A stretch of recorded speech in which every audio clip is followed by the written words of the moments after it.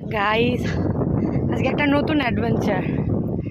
কাজের জন্য এসেছিলাম বটেই, কিন্তু আশেপাশে যখন শুনলাম এরকম একটা জঙ্গল আছে, সঙ্গে সমুদ্র, দূরে থাকতে পারলাম না। ভাবলাম যাকে আজকে রাত্রিরে একটা অ্যাডভেঞ্চার হয়েই যাক। দেখতে পাচ্ছ আশেপাশে কেউ নেই, কোনো একটা স্ট্রিট ল্যাম্পের লাইটও নেই। আমরা এই জঙ্গলের মাঝখান থেকে হেঁটে চলেছি, সবার হাতে জাস্ট একটা করে ফ্ল্যাশ লাইট। অ্যান্ড কেমন এক্সপিরিয়েন্স? ভয় লাগছে সমুদ্র আমাদের এগিয়ে আসছে বিকজ আমরা সমুদ্রটা দেখতে পাচ্ছি না।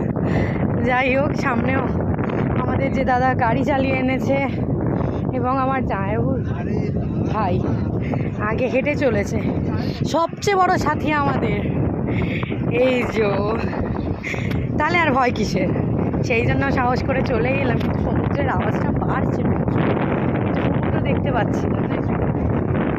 আশেপাশে সত্যি কোনো গাছ আর নেই।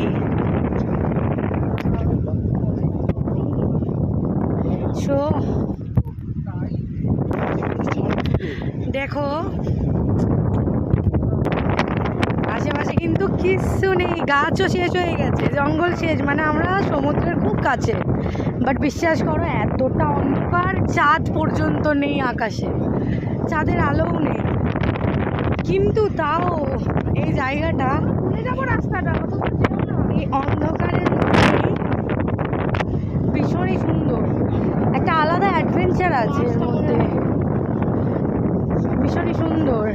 সমুদ্র মেবি আমাদের সামনেই আছে, বাট বিশ্বাস করো অন্ধকারের জন্য কিচ্ছু ক্লিয়ার না। দিস ওয়ান, এই দেখো, এই ক্যাকড়াটা কখনো হয়তো জলের সঙ্গে এসে পড়েছে।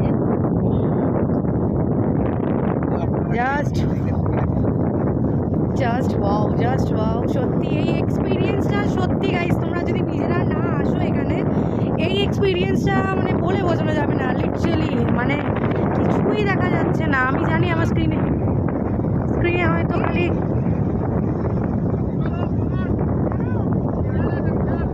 শিয়াল আছে। গো দেখো গাইস, আমরা একটু জানতে পারলাম আশপাশে শিয়াল আছে, বাট আমাদের সঙ্গে যেহেতু বধূ আছে, দেন আমরা তাড়াতাড়ি মুভ করছি, আমরা রিটার্ন করছি। এটা সত্যি আর কি ভীষণই ভয়ানক। অ্যাকচুয়ালি যাদের সত্যি গাছ আছে, যাদের ভয় কম লাগে, তারাই প্লিজ এসো গাইজ। যারা অতিরিক্ত ভীতু এবং একটুতেই ভয় পেয়ে যাও, দেন আমি বলবো প্লিজ এসো না এখানে।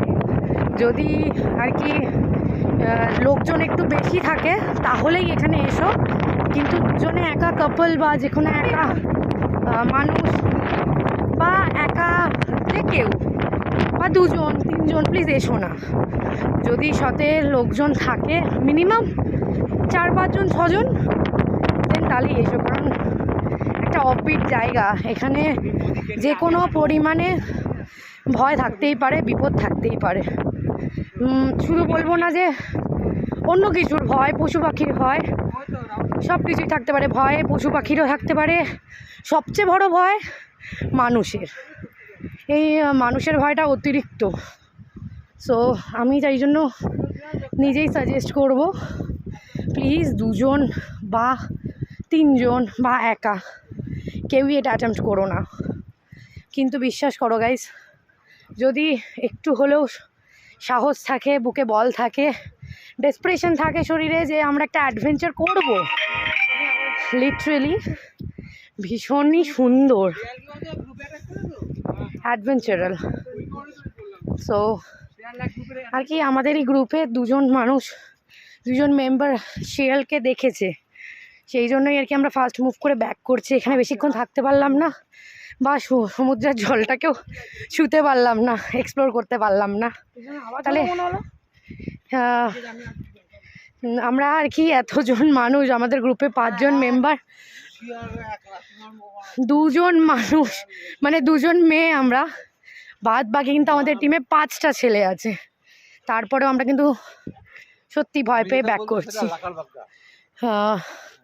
কারণ পশুর সাথে তো আলটিমেটলি লড়া যায় না। সবচেয়ে বড় কথা, একা থাকলে যদিও বা লড়তে পারতাম, বাট সঙ্গে এই একটা মাসুম জান আছে না, আমরা মরে গেলেও এর কিছু হতে দিতে পারি না। সেই কারণেই আর কি আমাদের এক্সপ্লোরেশন থাক ওইখানে, আমরা ব্যাক করলাম। বাট সত্যি যতটুকু গেছি, যতটা দেখতে পেরেছি এই চোখ দিয়েই,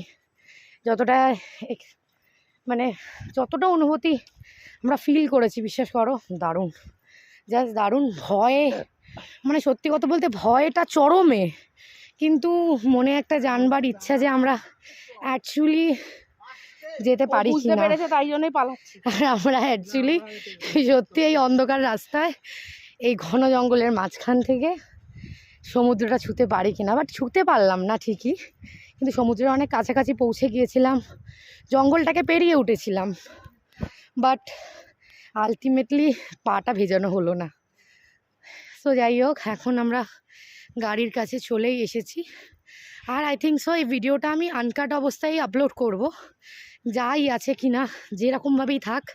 তোমরা টাইমিংটাও বুঝে গেলে যে আমরা গাড়ি থেকে কতক্ষণ অ্যাকচুয়ালি হেঁটে গেছিলাম এবং হেঁটে ব্যাক করলাম। সো এখন গাড়িতে উঠছি। বাই গাইস, বাদ বাকিটা পরের ভিডিওতে বলে দেবো।